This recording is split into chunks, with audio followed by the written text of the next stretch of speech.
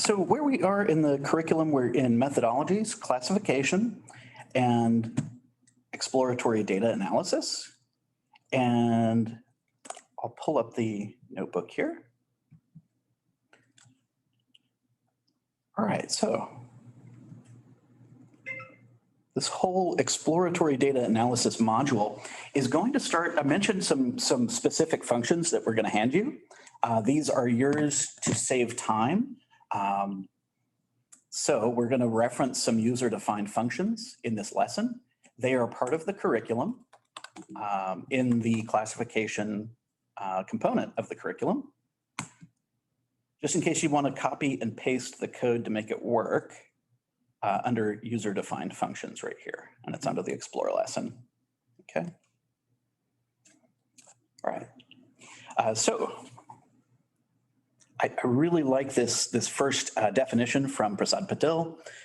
EDA or exploratory data analysis refers to the critical process of performing initial investigations on data so as to discover patterns, spot anomalies, test hypotheses, and to check our assumptions with the help of summary stats and graphical representation. So we're going to do a lot of summary statistics. We're going to do a lot of visualizations here. And if the visualizations aren't 100% crystal clear, we might do some hypothesis testing as well, find the appropriate hypothesis test for that.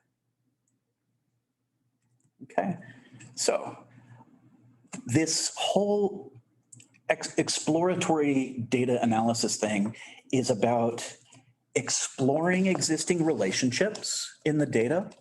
It's also about, it's not so much about confirming what we think we'll find, but trying to discover what the strongest story in that data is, right? So the process of what we're going to be doing here is kind of a detective process. So put on your Sherlock Holmes hat, right? And we're going to be asking a lot of questions in the explore stage. We're going to gather and document findings. This is so important. Writing down what you've discovered about your data set. Quick question for y'all. Have we made suggestions on projects to write findings down as you find them before? Is that the first time y'all are hearing that?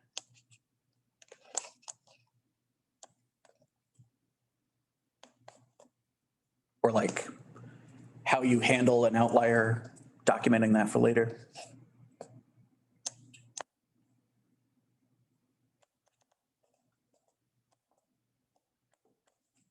Maybe. Okay, I'll stop asking y'all questions. I'll just keep going. Yeah, documenting your findings is huge, right? So we're gonna have our rationale for why explore things and talk about our goals, our workflow, and our general recipe, okay? So what we're gonna be doing is practicing drawing conclusions from the visuals that we see and trying to ask questions about, okay, what is the relationship between A and B and C, or X and Y and Z, right? So the big deal with exploring, number one, if we're trying to make predictions about a target, well, we want to discover the relationship between features and our actual target, right? We might want to explore the relationship between our independent, and by might, I mean we definitely want to explore the relationship between our independent variables, not just their relationship to the target, but their relationships to each other. And this exploration stage, y'all, is where we learn the vast majority of our takeaways, the vast majority of our interesting stories in the data are going to come from here, right?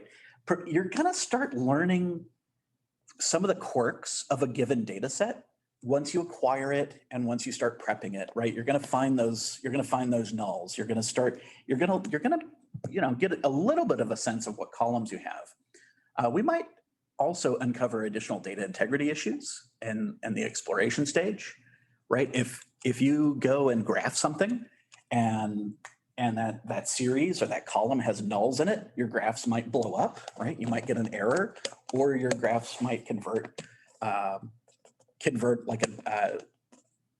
if you've got zeros instead of nulls, then our data will zero out, right? And sometimes we might want to explore our data in order to help us understand how to handle our missing values, right? And that's a judgment call. And basically, anytime we have a judgment call, we want to write it down so that future you knows what past you was thinking, right? Sometimes if we have 75% of a column is missing, is empty, we might just trash it. That's not a hard and fast rule, but right, if there's not that much data there, there's not that much data there, right? If we have 98% of a column is filled out with appropriate data, we might want to add in some information on those missing values. Maybe we use the mode or the median or the mean or some other imputation technique. Some of our goals in EDA is if we are discovering many different variables that are tracking with the target, we can remove redundant variables. Our models are going to perform better with less redundancy. They'll run faster and such. So if we have an X and a Y and we're trying to predict Z, and X and Y are both equally good at predicting Z, and Z is not a function of both of them together, then we can just use X instead of X and Y, right? We also want to remove any variables at this point in the game that don't add any information about the outcome or that don't tell an interesting story, right? And then we do want to be able to create new features. We might discover some new features in exploration. And the big deal, again, is this is where we figure out the real story, right? Explaining what are the various feature to target relationships, okay? All right, our process here is gonna come in a couple of steps, just 3 steps. So first step, we want to form our initial hypotheses about the predictors, about the independent variables, also known as features, also known as attributes, how those independent variables interact with our target or our Y or our dependent variable, right? So these initial hypotheses, we don't have to get very precise with those initial hypotheses just yet, right? We're not feeding those into a chi-squared or a t-test or correlation test or anything else, right? Or a NOVA or Mann-Whitney or whatever. But we want to just write down what are our first impressions, right? In coming to the telco data set, my first impression is to think of myself and put myself in the customer's shoes. If the company starts charging me more the longer I'm with them for the same exact service, I'm probably going to leave. So that's an initial hypothesis for telco. Another initial hypothesis for telco could be, hey, do we actually have a churn problem, or does the industry have a 20% churn rate no matter what? So that could be another initial hypothesis, right? Do we have the same churn rate as the industry? And if so, is it worth trying to solve this problem, right? So our initial hypotheses can generally, those can come down to things like hunches, fears even, right? Like the C-suite is afraid of a specific thing, so they want you to look into it. So hunches, fears, a lot of times initial hypotheses are coming and sometimes stakeholders, bless their heart, will ask you for an answer for something that they already know the answer to. Because they want to be able to point to you and say you came up with the answer with your fancy math and computers, even though they already know the answer. Not to waste your time, but just it's kind of a human thing sometimes. So I want to pause a moment on this conversation around the initial hypotheses. In the past, we have had some survey feedback from previous cohorts, maybe not on the first project, but after the second, third project, they were a little fuzzy on the difference between initial hypotheses, like we're talking about here, and formal hypotheses, like a null hypothesis, an alternative hypothesis that we're actually testing. So I want to take a moment, pause, and see what's coming up for y'all. Any questions or clarification on these initial hypotheses? What's coming up for y'all? I guess I have a question. So for the initial hypotheses, these are just like the thoughts you're gathering. Do you just write them down in a notebook, or do you in your Jupyter notebook? Where do you document? Yeah. That's generally when I'm sitting down to a project. That's the first thing I do. I'd even call this part of the planning process, even before we get our hands on the data, is writing down, okay, what's the thing that we're being compensated to look into if somebody's told us to look for something, right? But what are the other, what are the other hunches that we might bring? Yeah. Yeah, absolutely. So in your Jupyter notebook, you keep it all like in one place? Yeah, I will either add those initial hypotheses. I'll probably put them in two places. The README, because it's really, really great to have a README for a project. We'll talk about READMEs a little when we get closer to the, actually, we will talk about READMEs closer to the project, but write everything down, at least in a README. If it's just text that explains your project and it's not the text that's right next to code, put that in the README. And generally, if I'm firing up a new project, I'll start what will become the README in the notebook. So everything's in one place initially. That's my own workflow. Did that speak to your question, Veronica? Yes. I'm just hearing like a lot of documentation advice. I'm just wondering how do you do it? What's the approach you guys? Yeah. You put me in front of a brand new data set, brand new set of questions. Before I start slinging any real code, I want to get to know what the columns are first, so I can think about the problem and think about, okay, is this a real churn problem? Is there industry churn? Based on the columns we have, right? So form those initial hypotheses. I'll put them in a notebook and or a README. And then in the final deliverable, they'll probably be in both. Yeah, probably be in both for good measure. Yeah, that's a really good question. Oh my gosh, yeah, Ravinder's got this really cool call out. We had a staff day a couple of weeks ago, and we started speccing out a project with the instructional staff. And before we even, so this was, we wanted to figure out, and we're still working on this project, what are the drivers of people signing up for the data science program, right? Are people going to the workshops on Saturday? Where are the leads coming from, right? Because marketing is getting the message out. Yeah, we were looking at what's the relationship between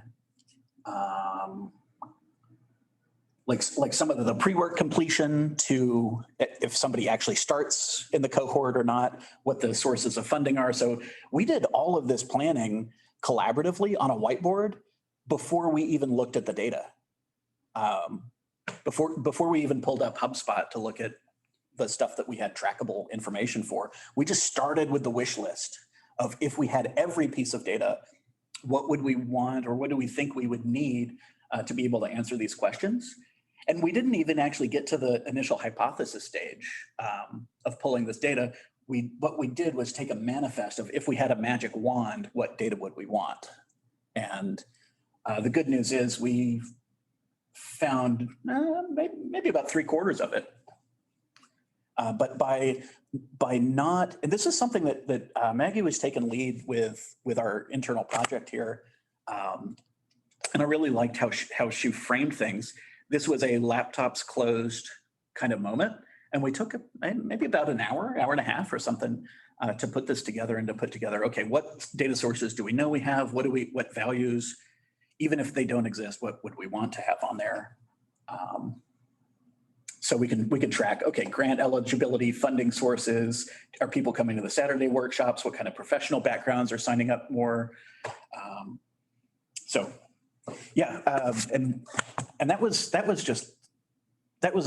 pre-data acquisition. And now that we've acquired most of our data, now we'll start forming initial hypotheses, and then we'll start cleaning up the data, getting it into a reproducible script so somebody doesn't have to click through HubSpot a whole bunch of times and export reports and all that stuff. We couldn't scrape HubSpot, sadly. We couldn't just scrape it. But anyway,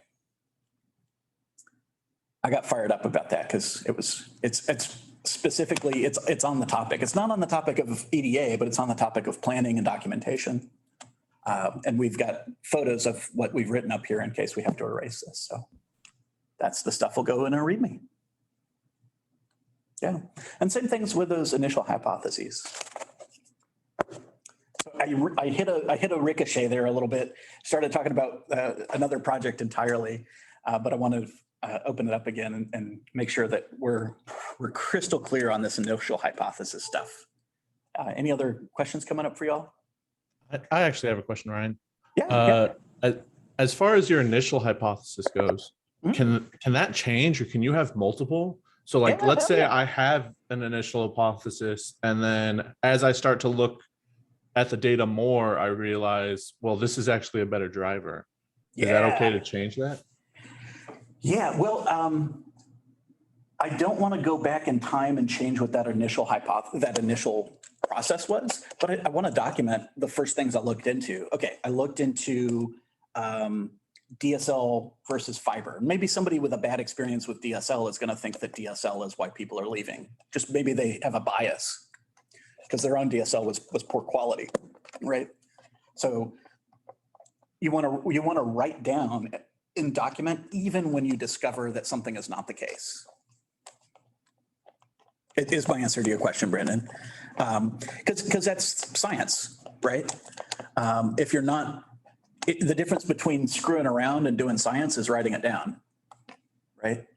So, with these initial hypotheses, looking at a data set before I start exploring it, I'll probably crank out 5, 3, somewhere between 3 to 7. And I'm usually gravitating towards 1 or 2 that I have a kind of a hunch, a real kind of gut feeling for. And there might be an overriding interest from your stakeholders. It's like, hey, look into X and see if X is a driver, right? That was kind of, we saw that a little bit in the storytelling project. Make one recommendation. That didn't stop you from having 2 or 3 initial hypotheses, right? But you made one recommendation in that storytelling project. And there was a constraint on that storytelling project too. You'll remember that the VP of sales in that scenario told you we couldn't do away with the month-to-month option. So sometimes the constraints will tell you, oh, they've had consultants tell them to get rid of it already, but they've made the business decision they're not going to, right? So that can happen too. So yeah, I'm probably not going to make 10 or 15 different initial hypotheses, but somewhere between 3 and 7 is a nice sweet spot, just so I can kind of get the gray matter going a little bit, have a cup of coffee, think about the problem before really looking at things. Yeah.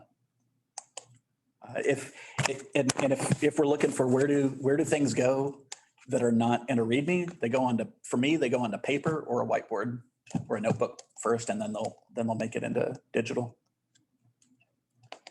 Yeah, did that end? You had like 3 questions in there, Brandon. Did I speak to all of them? That answered all of them. Thank you. Okay, awesome. Cool. The biggest thing here is just to document those initial hypotheses. If you document those initial hypotheses and then you disprove it and then delete that you documented anything, then you don't have shareable knowledge at that point. Right, and we're in this for shareable knowledge. We're in this for insight. I think I've been hitting the cowbell on this initial hypothesis quite a bit. But if we have any other remaining questions, I want to open the floor for y'all. We got time for one more. I just wanted to circle around. I mean, you said these are different than formal hypotheses. So when you say disprove it, you're not going to probably do an actual hypothesis test on these. You're just going to kind of generally answer them from the knowledge you gain from the exploration. Is that correct? Yeah. Generally, that's the workflow. Because if you can either establish a relationship visually, very, very clearly, like if you've got almost a perfect 1 R value between 2 numerics, you probably don't need to do the hypothesis test on that. Because even if you've got thousands of values, your p-value is just going to crater to almost to 0 anyway, right? But you're making your roadmap, and we might find that one kind of casual initial hypothesis is actually 2 or 3 statistical tests underneath. Once we start pulling at that thread a little bit, oh, what is the relationship with total charges and monthly charges? Oh, it's this crazy linear relationship, right? So, but yeah, so sometimes because these initial hypotheses, they're in natural language, which is a fancy way of saying normal people talk, right? Or C-suite talk. And sometimes these will be handed to you, right? That happens too. We could be so lucky in some scenarios. But yeah, we don't necessarily need to run statistical tests on every single pairing in every single permutation. That would be nice if we had all the time in the world and all the computational power in the world. But usually, if you can visualize something and it's very clear that there's no linear correlation, there's no quadratic relationship or anything that's discernible. If it's just noise, then we're going to write in our notes, not just blow it off, but write in our notes, the relationship doesn't seem to have any correlation. So we're not going to run a formal hypothesis test if the visual doesn't even hint at an established relationship. Yeah, good point. Good point. Thank you for asking that, Brian. Yeah, very much these initial hypotheses are, so what do we want to know? That's it. What do we want to know from this data set? Who wants to know? Why do they want to know? And then we can start answering those questions. Once we've got all those written down, 1, 2, 3, 4, 5, 6, not too many initial hypotheses, then we want to start visualizing our variables to get an understanding of what are each variable's own distribution look like? What do the value counts look like? How does X vary with Y? How does X vary with Y through the lens of Z? And if the visualization looks promising and we want to have some more faith in it, then we do want to set up a nice formal null hypothesis and an alternative hypothesis, and then set up our tests. Okay. We'll do that when the visualization isn't clear or if our sample size is questionable. You'll notice that questionable here isn't quantified in any way. So I would say questionable would be in dozens or hundreds of observations, just kind of as a little shortcut there. Our general recipe here, and this will be the 3 different functions that this lesson is going to introduce to y'all. These are some pre-built functions that we built for y'all. We have a univariate stats function, and that's gonna take in our data frame and kick out descriptive stats, frequencies, histograms, and we might discover some outliers very, very quickly, and we might want to make a decision and write down that decision on how to handle those outliers nice and early. And we'll see what this looks like visually in just a moment. So we're going to explore the target, see what the target variable looks like. Is the target variable normally distributed? Is it exponentially distributed? Is it random? What does it even look like? Then we'll explore categorical and qualitative variables, and then we'll explore our numerics as well. Another part of our recipe is our bivariate statistics, and we've got a function for this. So this will plot the interaction of each, it will make a pairing of each variable that we send it along with the target, which is really, really nice. And the function will do the work for you, but not document your takeaways for you. So y'all are going to be reading a lot of visuals and writing down what your takeaway is here, right? We'll also explore the interaction of independent variables visually here, and we might hypothesis test formally. Last little bit here would be, we've got a function in here for multivariate stats. So we're asking additional questions of the data. How do subgroups compare to each other and to the overall population? And so we're looking at variable A and the target through the lens of variable B. Okay. So we'll have 3 different functions. These are not part of a library that y'all can install. They are a copy, paste, save a file called explore.py. And then it's your little Codeup library that we're handing you for this, just so we don't have to spend a whole bunch of time in the weeds with matplotlib and Seaborn, right? We do want you to obviously practice that, but these 3 functions are going to kick out a lot of good for you. So that univariate one will give us frequencies, histograms, distributions, bar plots. Bivariate gives us cross tabulations of frequencies, looks at every pairing of variable to the target. And then the multivariate can get a little busy because there's going to be a lot going on. We send in our train, our target, our categorical variables, and our quantitative variables. Okay. This does not mean that these 3 functions are everything to do with exploratory data analysis. These are training wheel functions. But that being said, you can take these, save this to a explore.py script and take that with you into the future. Take that with you into your next project, into capstones, into the workplace. Feel free to use them, right? They're there for y'all to use. So let's take a look at some code. In the curriculum, I have a link here to explore.py, and it is completely broken. And that's my fault. That's what I get for doing something late at night. But the code for what's inside of this explore.py is in the curriculum, printed in a copy pastable way underneath user-defined functions right here. Okay. And it's the explore lesson. So it's all of this stuff. And if you're really, really interested in how all of that's done, it's all open source. You read the code, right? But let's take a look at just how to get stuff done with this module. All right. Let's see. So I've got my cells here: import warnings, suppress the warnings, pandas, numpy, matplotlib, Seaborn. This one is one of our new friends, train test split.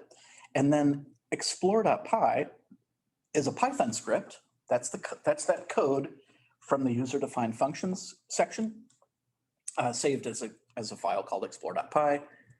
And this will get us going. Okay. Inside of my notebook, and my notebook right now is exactly tracking with the curriculum. We set up the import the environment, and then get the connection, the connection string, and then get the raw Titanic data from the SQL database, right? That's what those functions are doing.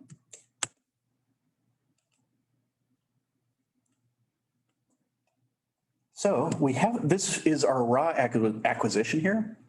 And we've got our passenger ID, which is referencing an individual. Oh, I skipped some very important stuff. I skipped our standing orders. I probably mentioned something earlier this morning about documenting what you're finding.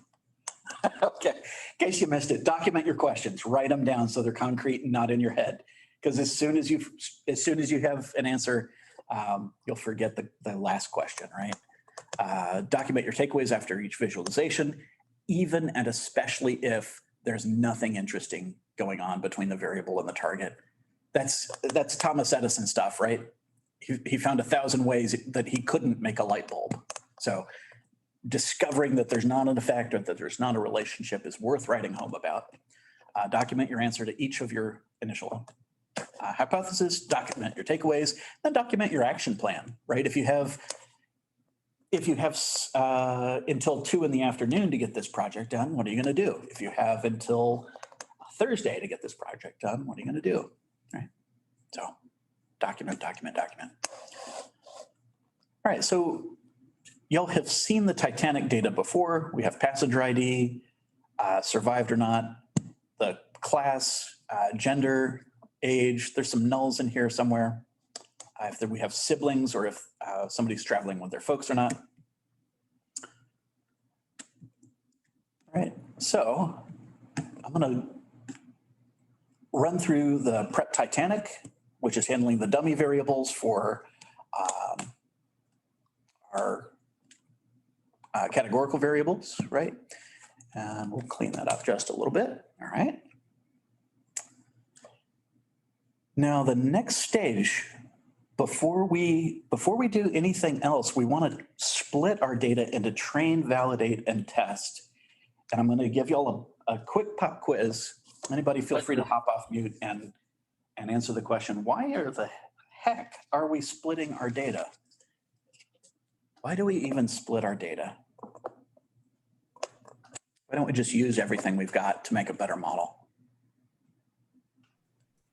Overfit? Overfit, what does that mean in English? And maybe I could get a sentence. We want our model to be generalizable to the data out there in the wild. And if we use all the data we got to fit the model, then it's going to be very specific to all that. And we won't know how well it does on data that it hasn't yet seen. Bingo, bingo. So I think that's a great explanation of two things. What overfitting is. Overfitting, it means your model's not generalizable, right? And a generalizable model means that it generalizes. It can work in more than one fragile environment, right? When there's new randomness in the world. So my classroom example of overfit is, say somebody studies and memorizes a practice test. They memorize the practice test completely, but then they get the real test, and the real test has some of the same kinds of problems and shapes of questions and things like that, but the actual, like the order of the multiple choice is different at the very least, even if it's the same questions. And so if you're overfit and you don't have that generalizable approach, then you're really, really good at what you trained on, but not in a way that transfers to new data coming in. And that's huge, right? That's huge. That's like if maybe we'll do a kinesthetic comparison here. If somebody just works on their biceps at the gym all the time, they just work on their biceps, they're overfitting their biceps. They're not making a generalizable, plan of action there, right? Cool. All right. With our train test split, we have this one little function. So train test split is built into sklearn. This function that we have written right here for y'all called train validate test split is running that function twice. First time to produce a test set and a set that holds both train and validate. And then we'll split up the train and validate set into train and validate, okay? These test sizes here, these proportions, where the test size is 20% of the total number of observations and the test size of the validate is 30% of the observations. This is not a hard and fast rule. This ain't an algorithm for every data split that y'all will ever do, right? What this is good enough to get started. Ideally, in a perfect world, I would have 50% of my data be test data if I had enough of it, right? Or a third training, a third validate, a third test. Because the real deal test data is when your model's in production and it gets hit by brand new data it's never seen before, right? And validate is trying to approximate that. Test is trying to approximate that, right?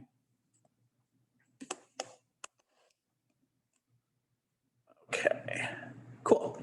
So this little function right here, I would store this away for later or refer back to it, because this is a nice way of getting those 3 data frames in one task. And we'll do exactly that. We'll break out our train, our validate, and our test. Again, there's no hard and fast rule on the proportions of these. But the more you can afford, the more data you can afford to give to your validate set, and the more that you can afford to give to your test set, the better off you are. That gets really, really tight when we're in the hundreds of observations, unfortunately. When we're in hundreds of thousands, if we're looking at like, I don't know, access logs or web logs or doing cybersecurity stuff where we have hundreds and hundreds of thousands of records a day, that's not such a big deal. I'll probably crank up, if I have 100,000 records a day, I might crank up the validate and test to be a third each or maybe more. Cool.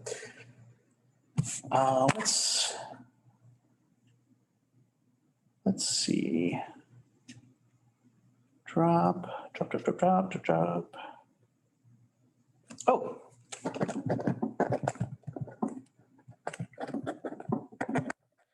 I'm gonna have a question for y'all, and then we'll take a short break because we're coming on about an hour and we're about to focus on a lot of stuff visually.